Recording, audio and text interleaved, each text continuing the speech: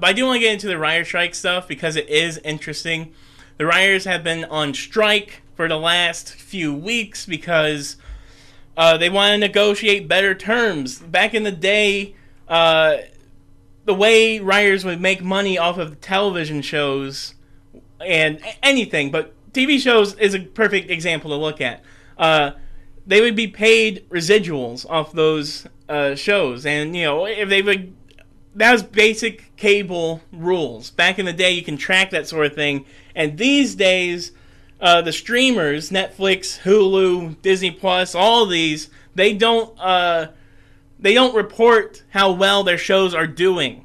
They're not showing the viewer numbers, because if they do, it might show that a show they say is like Netflix. I think they inflate what show is or movie they have that's coming out that's from them. They inflate how good it actually is doing. Maybe it's doing that good because they control the website and they can market it to you every other second, or maybe they're lying and they're just saying it's really good because they want you to watch it and they don't want other people to know that they kind of suck at it.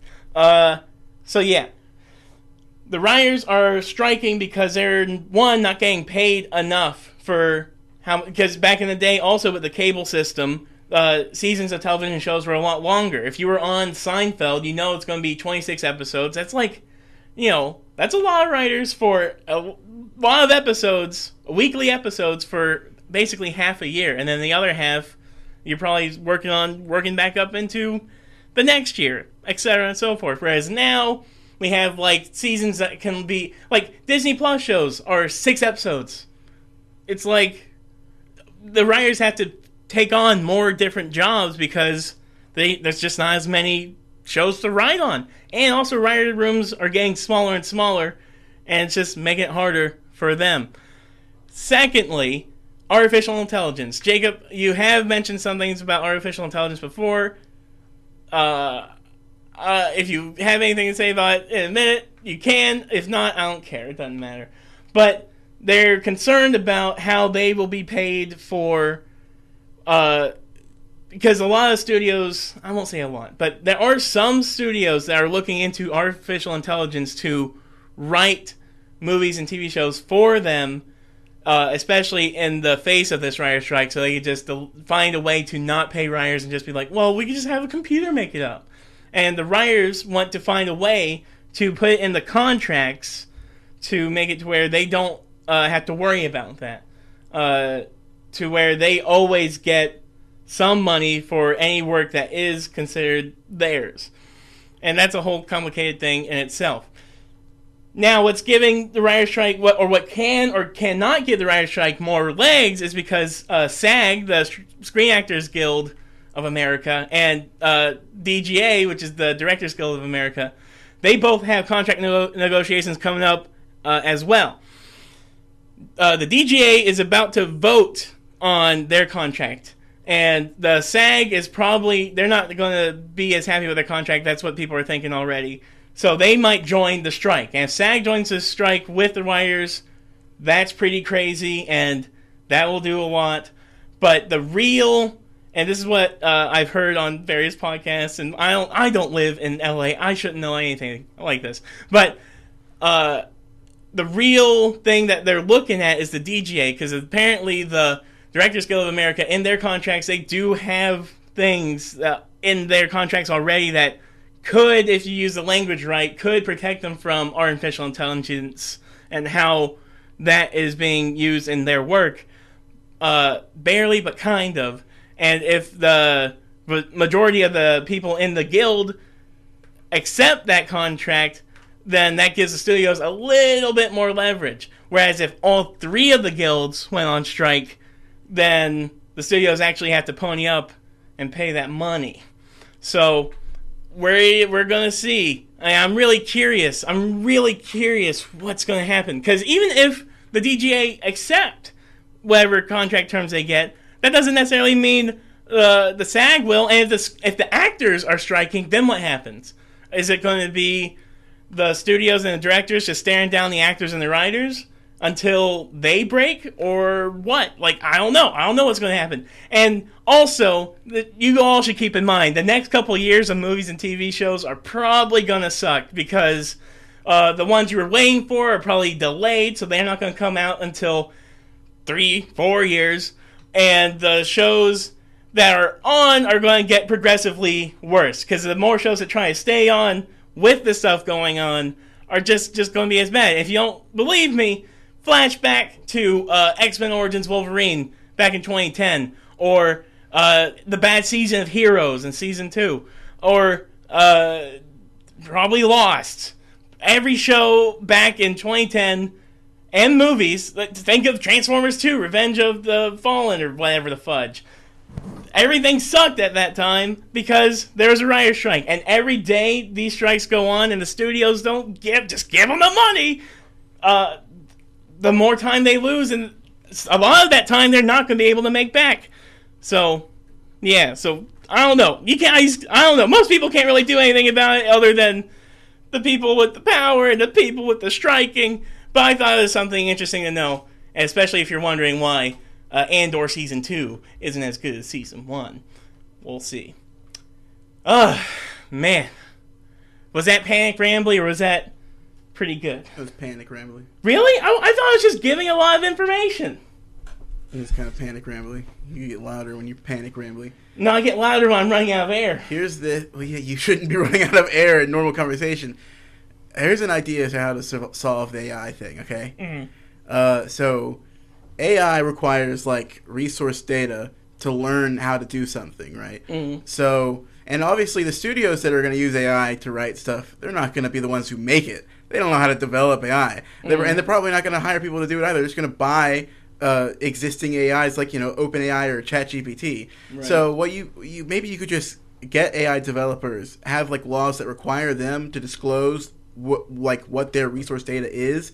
So when it comes to making AI art, they have to disclose what art they showed their AI, and then have them have to disclose their resource data, and then anyone who hires them, buys the AI and uses it, has to pay money to all the sources of resource data. Mm-hmm. That would make it prohibitively complicated and expensive for anyone who was looking for a quick buck. Any person who wanted to skip out on hiring an actual person to write and instead just pay to use AI, they wouldn't touch it if they had to pay everyone whose work the AI was learning from. Mm-hmm. But somebody who was just like, oh no, I just want to use the technology, and is like, then if it's not greed, then maybe you will touch it. But if it's greed, you're not going to touch it. Exactly. And artists are complaining right now that AI is using their styles and their works to generate AI generated content. This would solve that. So now you're going to get paid. It's something, even if it's a little. Mm-hmm. It already discourages people from touching that. Exactly. But also, it also comes to whether or not the studios would just realize that it's just pay the people. Even if you use AI, pay the people that it's stealing the work or using the work from. Like, it's so much better just to get it over with, because what money are they worried about? That's another thing. What money are they worried about losing? Oh, the stinking Marvel movie it makes $1 billion. I don't want to give $1 million, or it's probably way more than $1 million. I don't know how much writers get paid, but still, it's like it's pennies. It's pennies in the long run, and they're literally just going to make it cost even more over time. These companies love pennies. They love pennies. They love a penny in the pocket. Yeah. And I just feel like maybe there are a million technologies that were developed. They could make something easier or faster, and then they were just forgotten to time. But I can't remember any because they would be forgotten to time. I feel like either way, AI isn't that. I don't think AI is technology that every company and every person is going to agree, let's just not use it because we want people to keep their jobs. I feel like it's going to have a place in a lot of industries, so that place just needs to be made worker friendly. Mm-hmm. I don't think you avoid AI integration. Well, yeah, you can't avoid it. It's already being integrated everywhere. I've talked about like game mods are using AI to produce voice acting, so it's like it's too late. You're not getting a world where people just don't touch it because they're afraid people will lose their jobs. No, people are touching it. Mm-hmm. They're touching it all over right now. So you have to carve out a spot for it that works with everybody. And it's better to jump in now, early, now is the time. Like, I feel like Lincoln, now's the time to be because you don't want it to get ahead of you. You don't want it to get ahead of, because at a certain point it will get ahead of the companies, and it'll slip right through their fingers, and they will lose money because if any person could just make a studio quality Marvel movie with their computer by just saying Captain America fights Iron Man in space, blah, blah, blah. Then it's like, what do we need you, Disney? What do we need you for? And if you can just... And it creates so much jobs, though, also. You think of, the work it takes to find all the... create the resources necessary to find the sources so they could make some money. Or the resources that it takes to, take an AI script or whatever and maybe, touch it up. And you can make things a lot faster. For some shows, I could see that being useful. Not like a Breaking Bad, but maybe like a Seinfeld. Do Seinfeld 2 with AI. I don't know. What? No, it's just funny. Yeah. Seinfeld 2? Yeah, why not? Yeah! Just for some, because there are definitely people, or friends. More, give me more friends. There are people who will literally they'll watch 9 seasons of The Office and then start right back on episode 1. Instead of doing that, that person could be entertained by AI. They don't need exactly. They don't need a person working. They exactly, and you just give them 100 more. Give them 100 more seasons of The Office. And I saw something the other day, and this is a slightly off topic, but also in topic with what's going on this week. Someone was saying online, I think Across the Spider-Verse was done with AI. They said that. They were like, it looked artifacty. I hate that.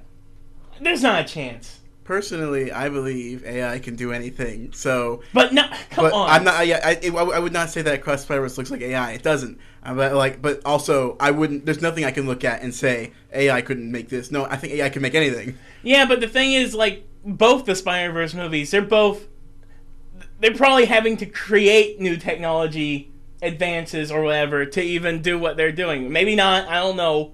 But considering they're doing things that are vastly different from other studios, they have to make the new technologies to do different things. Yeah, since AI needs resource data, it's like if you're seeing something that you've just not seen anywhere before, like the way that Spider-Punk is animated, AI could not have. Well, only because you don't have anything to show it to be like, yeah, do this. Now it might could. Yeah, because now it exists. Now you can give it that, but yeah. But if you had to do that before, on Spider-Punk, we'll get into more of that a little bit later. But every piece of him moves at a different frame rate, and he's a probably movable animated character. I wonder if they could get him into a Spider-Man game, that design, into a Spider-Man game. That'd be crazy. Because they did the frame rate change on the Into the Spider-Verse Miles and Spider-Man Miles Morales video game. So that'd be cool if they could integrate crazy-looking Spider-Punk where he's jittery and crazy-looking. But yeah, that's what I'm saying. I don't know, but that's one thing that does frustrate me also, because are we going to just call everything AI if it either A, seems mediocre or strange? I don't know. I just don't think that's fair. I don't know. That was a big old AI conversation.